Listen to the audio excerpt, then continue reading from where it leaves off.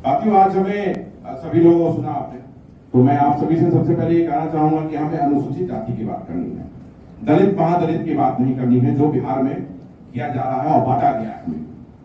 हमें बात करनी है पंडित जवाहरलाल नेहरू की, जिन्होंने बाबा साहब भीमराव अम्बेडकर को संविधान समिति का चेयरमैन बनाया और बाबा साहब भीमराव अम्बेडकर ने आरक्षण का प्रारूप तैयार किया और कांग्रेस पार्टी ने लागू किया। एक नई पीढ़ी आ गई है पिछले 19 वर्षों में, जो कांग्रेस के बारे में जानती नहीं है, और जो क्षेत्रीय दल है उन्होंने दुष्प्रचार लगातार किया है कांग्रेस के बारे में। कांग्रेस ही वो पार्टी है जिसने दलितों को सही तरह से एम्पावरमेंट किया है, अधिकार दिया, हक दिया है। हमें बात करनी है बाबा साहब भीमराव अम्बेडकर की, जिन्होंने कहा था कि शिक्षित हो, संगठित हो और संघर्ष करो। हमें बात करनी है कांग्रेस पार्टी की, पंडित जवाहरलाल नेहरू की, राजीव गांधी की, जिन्होंने आरक्षण के अधिकार को बढ़ाया और प्रिवेंशन ऑफ SC/ST एक्ट जो है उसे मजबूती से लागू किया।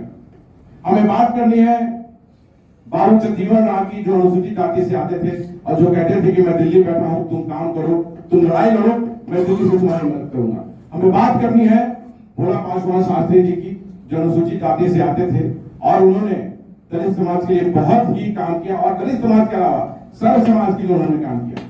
हमें बात करनी है राहुल गांधी जी की, जो देश में पूर्व से पश्चिम, उत्तर से दक्षिण आपके और हमारे भलाई के लिए पर्याप्त आई होंगे।